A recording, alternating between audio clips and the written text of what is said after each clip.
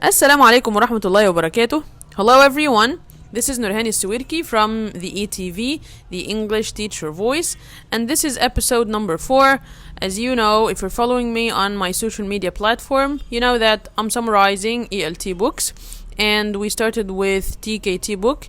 Till now, we've covered the first unit, Unit 1 about lexis, Unit 2 about grammar, and Unit 3 about phonology. We finished part 1, and today we have phonology part 2.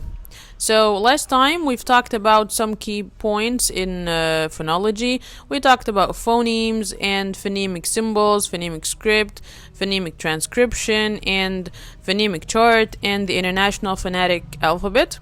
And today we're gonna focus on some other key points. Okay.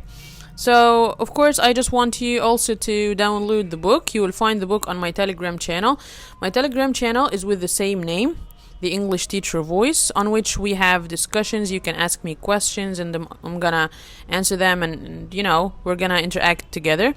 And also, you can listen to these audios on, first of all, on SoundCloud, also the English Teacher Voice on SoundCloud, and also on YouTube, the English Teacher Voice. And now, let's get started. So today we're gonna focus mainly on word stress and connected speech features. Under connected speech features, we have sentence stress, contractions, vowel shortening, weak forms, rhythm, linking, and finally, intonation. So first of all, let's start with stress. We will talk now about word stress. What's the meaning of word stress? Now, let's take an example. We will have the word children. Okay? Now the word children has a number of syllables. Okay?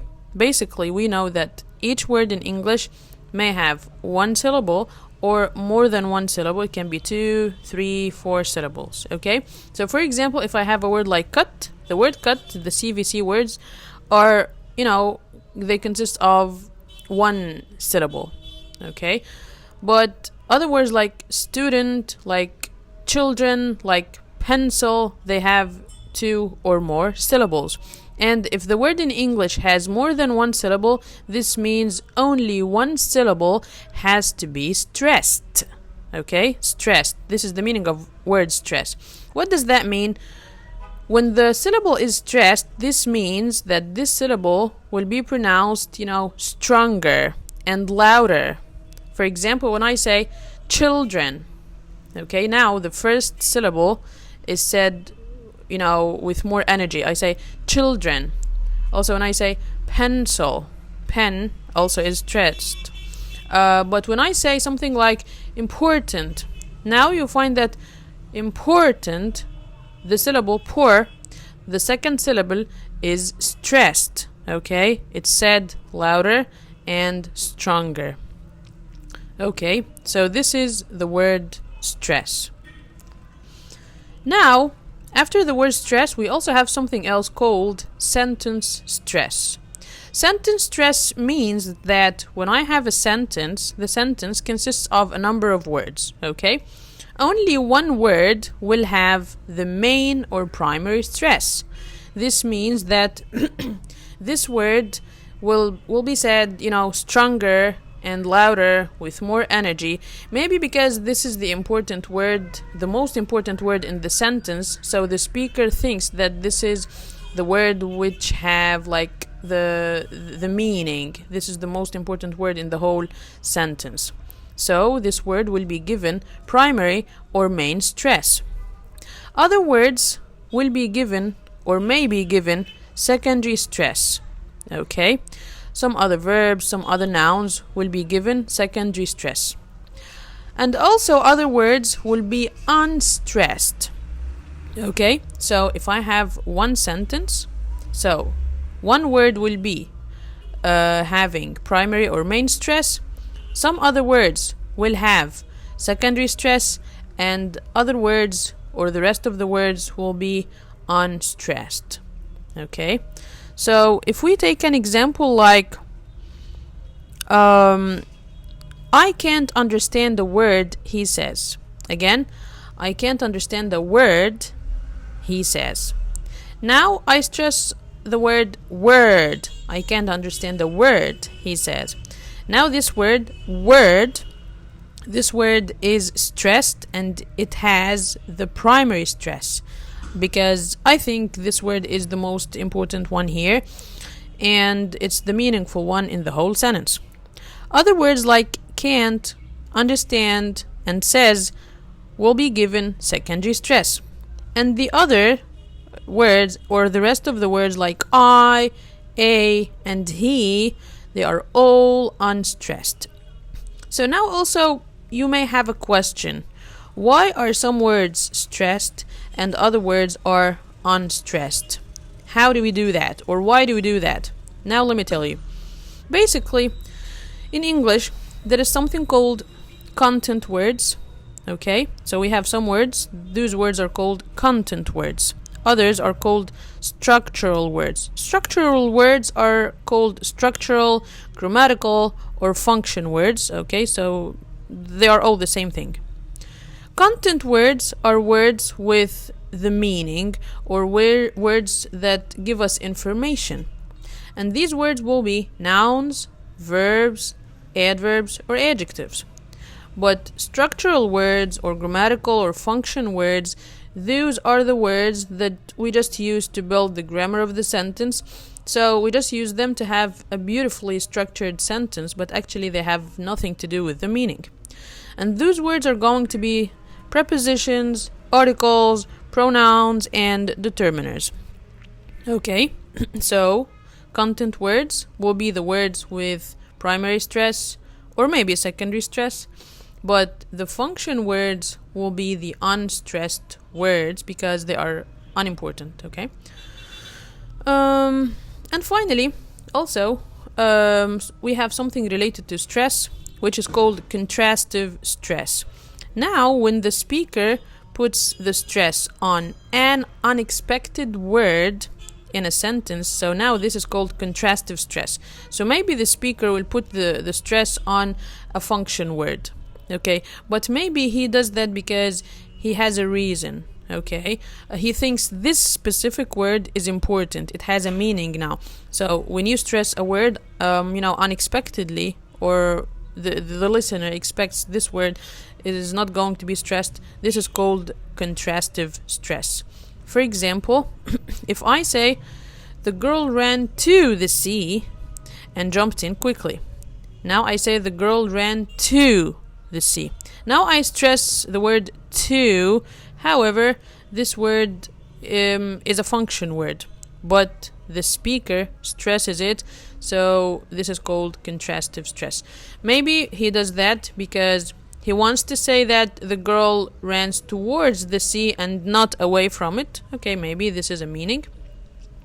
So now this is it for stress. We've talked about main stress, secondary stress, and the unstressed words, and also contrastive stress. After that, we have some, we're gonna talk about connected speech features. Okay, so now let's talk about the connected speech features. Basically, let's just say, what is the meaning of connected speech?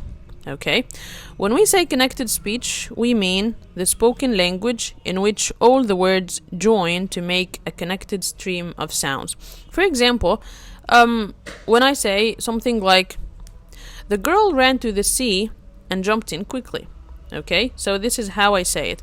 So what do you think about saying, the girl ran to the sea and jumped in quickly? So what do you think about that? Of course, this is not the way we speak. We speak connectedly. We connect all the words together. So I just say, the girl ran to the sea and jumped in quickly. So maybe you will hear 3 words as if they are one word only, right? Because they are all connected. So if you want your speech to be connected, so first of all, you have to pay attention to the sentence stress, as we said.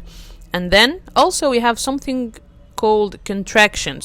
I believe you know contractions. Contractions are like, and instead of saying something like do not, you say don't, okay? And instead of saying have not, you say haven't, okay? So now you shorten this O, okay? So it's removed here in the speech.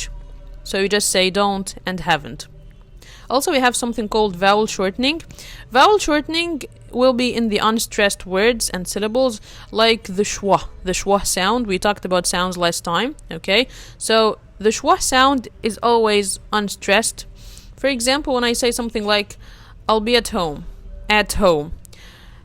I don't say at home, I just say it, right?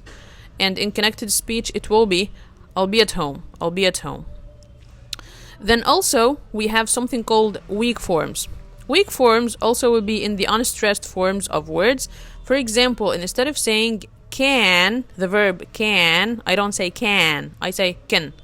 I don't say I can go, I say I can go, I can go. After that, we also have something called the rhythm. And the rhythm is the pattern of stress, and of course, this rhythm makes the speech the speech regular. So basically the rhythm is the regular beat that falls on the main stress, while the weaker syllables and words are made shorter to keep to the rhythm. Okay, after the rhythm we also have another feature which is called linking. So linking means that, as I just said, I don't read each word separately. I don't say something like I like pizza, okay? I say I like pizza. I don't say I will go away. I say I'll go away. So we just link all the words together. And linking means that in connected speech we join or link words together at the word boundaries. Word boundaries means at the end of the words, where one word ends and the next one begins. Okay? For example, when I say something like up above, I will say it like up above. When I say he did it, I will just say he did it, and so on.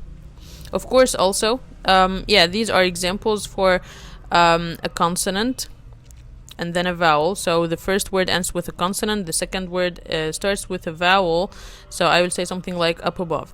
Also, the linking can be with words that one word or the first word ends in a vowel, and also the second word starts with another vowel, like go away. So now I will say go away. And here this is linking, and also here we have something called intrusion or intrusive w, that I add this w. Go away. Okay. Finally, we have something called intonation. And intonation is another important feature of connected speech, and it's the way a speaker changes the level of their voice to show meaning. Okay, the meaning can be something like the speaker wants to show emotions, to show attitudes, or maybe he wants to emphasize something important, or he wants to say that or represent the function of what he is saying. And intonation has two types. It can be rising intonation or falling intonation. So in rising intonation you will have a rising tone, and actually it has like a symbol, a rising arrow, okay? And falling intonation, it will be something like a falling tone, and also it has the symbol the falling arrow, okay? So for example, when I say something like when I say a statement of fact, now my intonation will have a falling tone. For example, I will say school is just finished. So now I'm giving you a statement of fact, right? But when I say it as a question, now the question will have a rising intonation. I will say school is just finished. So now I'm asking a question. School is just finished. And maybe when I say the same sentence with a surprise. Okay, so now I may have something like a fall rise tone, like now I'm surprised, so I will say school is just finished. Okay, so as you can see, I can say the same sentence in different ways. If it's a statement of fact, will be different from if it's a question, or if I say it with surprise. Okay, so now this is it about phonology part 2. Today we've talked about sentence stress and of course also word stress and the other connected speech features, contraction, vowel shortening, weak forms, rhythm, linking, and intonation. So thank you so much, and wait for the next part. The next part will be about function. See you later. Bye bye.